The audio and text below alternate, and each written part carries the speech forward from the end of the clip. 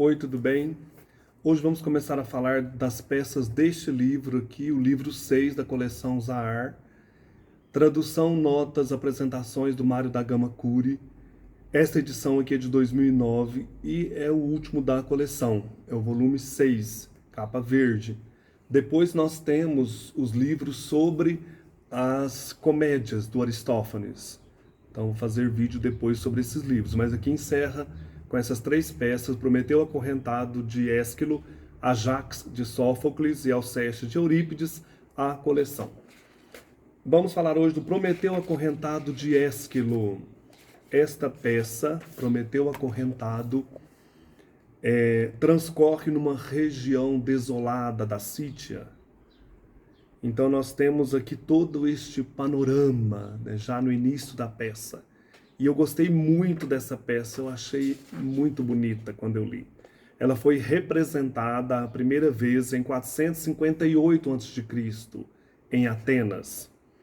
Então nós temos aqui Hefesto, o deus do fogo, o poder e a força, divindades auxiliares de Zeus, que chegam arrastando o titã Prometeu, vítima da ira deste último deus.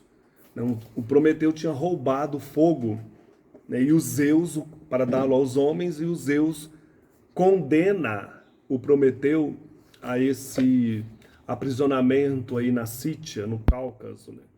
Então ele deve ficar lá e o seu fígado ser comido todos os dias por um abutre, né? O fígado refaz e ele ali preso. Então o texto começa com o poder e a força arrastando Prometeu. E o Hefesto prega Prometeu num rochedo, observado pelo poder, que vigia o deus do fogo, constrangido com a missão, e o anima com a alegação de que Prometeu se rebelara contra a vontade divina, com o intuito de ajudar a humanidade primitiva. Eu vou ler este início aqui, que eu acho muito lindo. O cenário, né? Ao fundo, um maciço rochoso. Entram poder e força, arrastando Prometeu, seguidos por Hefesto, mancando e levando seus instrumentos de ferreiro. Então o poder diz: aqui estamos nós neste lugar remoto, marchando num deserto pelo chão da Sítia, onde nenhuma criatura humana vive. Pensa somente, Hefesto, nas ordens de Zeus, teu pai, e em acorrentar nestas montanhas de inacessíveis píncaros um criminoso, com cadeias indestrutíveis de aço puro. Ele roubou teu privilégio, fogo rubro, de onde nasceram todas as artes humanas, para presenteá-lo aos mortais indefesos. É hora de pagar aos deuses por seu crime e de aprender a resignar-se humildemente ao mando soberano de Zeus poderoso, deixando de querer ser benfeitor dos homens. Bonito, né? O Hefesto responde: aqui findou poder e força esta missão, atribuída a vós por Zeus. Já a cumpristes e nada mais agora vos retém aqui.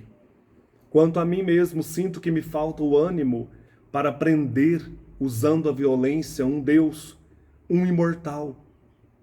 E mais ainda, meu irmão, neste cume batido pelas tempestades. De minha parte, devo encher-me de coragem para a missão, pois negligenciar as ordens de um pai é falta cuja punição é dura.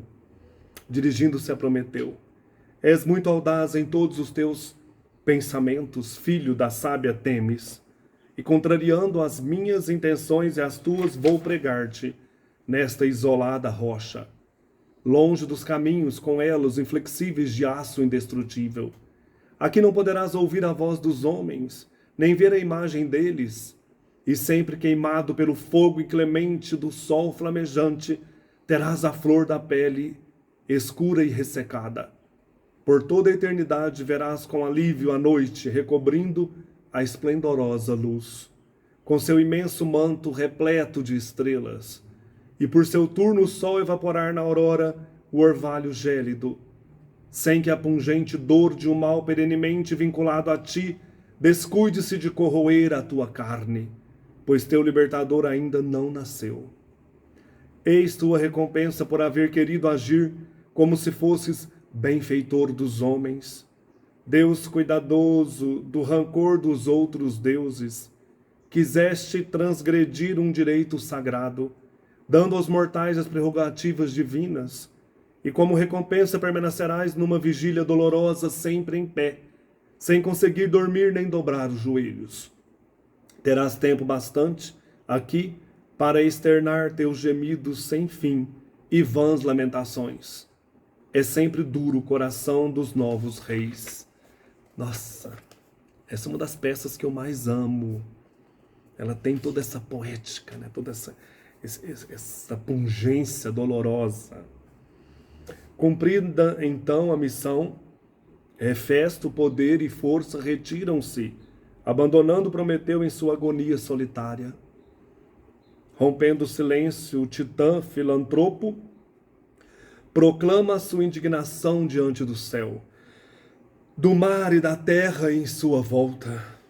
Este monólogo cessa quando se ouve um ruído de asas, e em seguida aparecem as Oceânides, ninfas do mar que constituem o coro, despertadas pelo ruído do martelo contra os cravos, quando Hefesto prendia o titã no rochedo.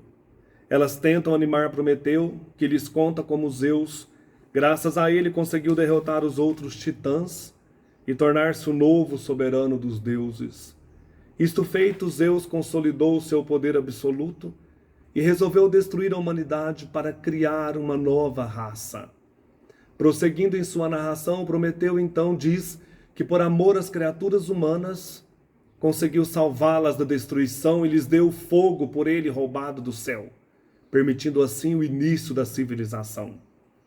Aparece então o Oceano, pai das Oceânides, um titã que se manteve afastado do conflito com Zeus. Ele desejava ver Prometeu livre de seus grilhões e o aconselha a curvar-se diante do novo soberano. O prisioneiro ouve polidamente o conselho, mas não o aceita. O visitante retira-se enquanto o coro comenta as lamentações de todos os mortais por causa do suplício do seu protetor. Em seguida, Prometeu relembra as artes por ele inventadas para aliviar as misérias da condição humana.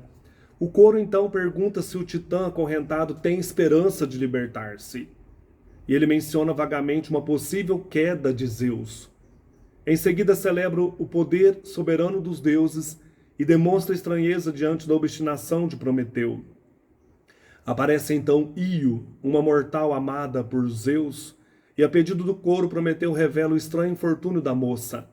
Diante das investidas amorosas de Zeus contra ela, Hera, mulher dele, transformou Io em novilha e mandou que o moscardo passasse a segui-la por todos os caminhos da terra, picando-a incessantemente.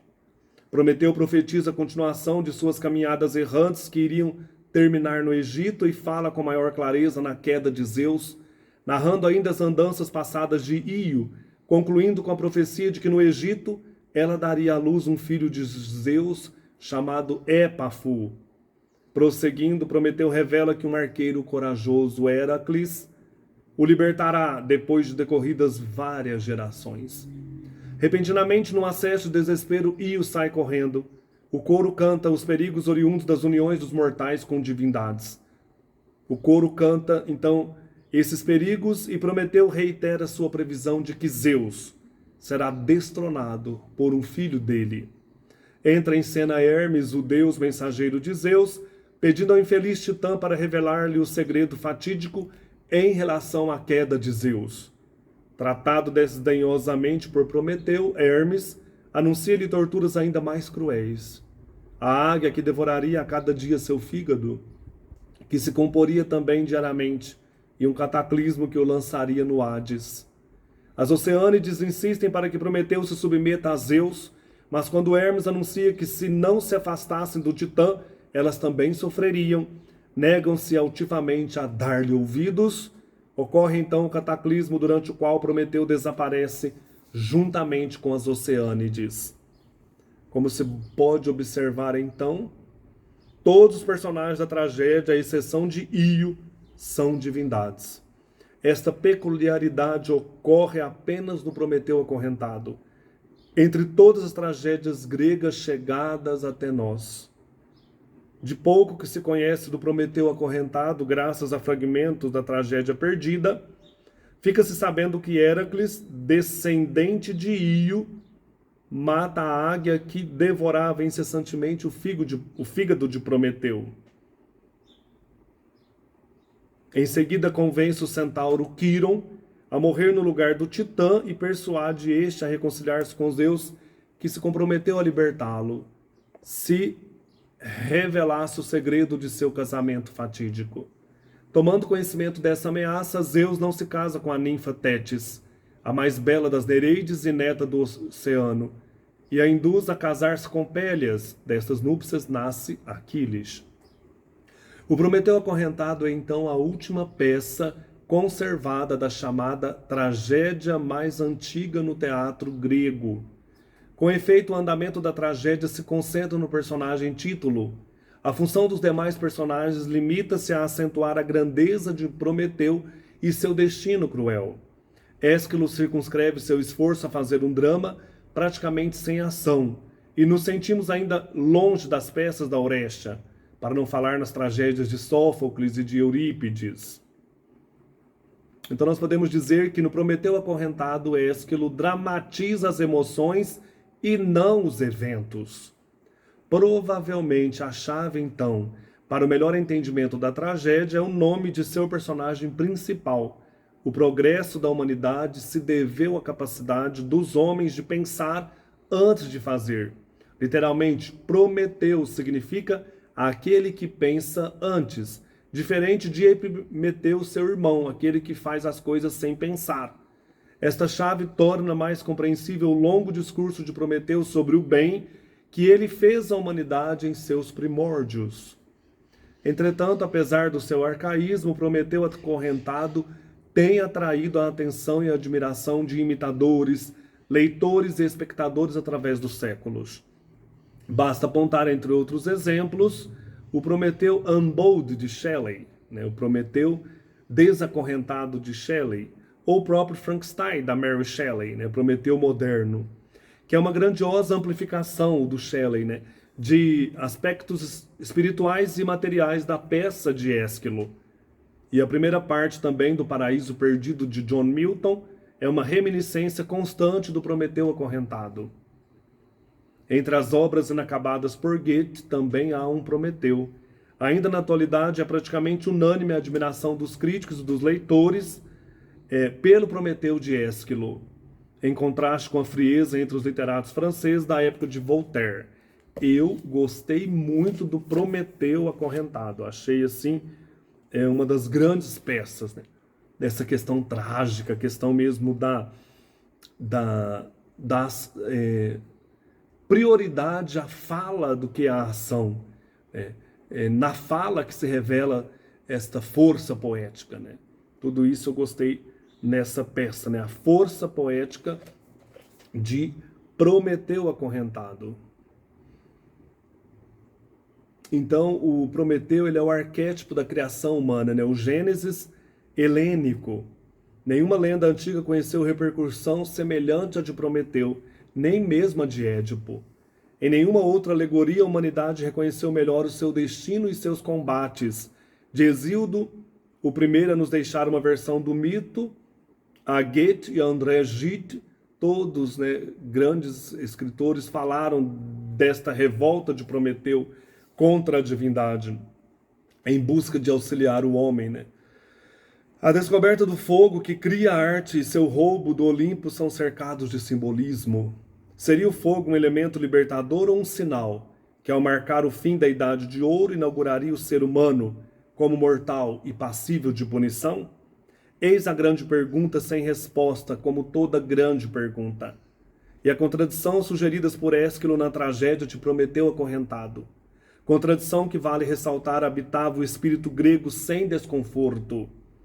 Seria o fogo um elemento libertador ou um sinal que, ao marcar o fim da Idade de Ouro, inauguraria o ser humano como mortal e passível de punição?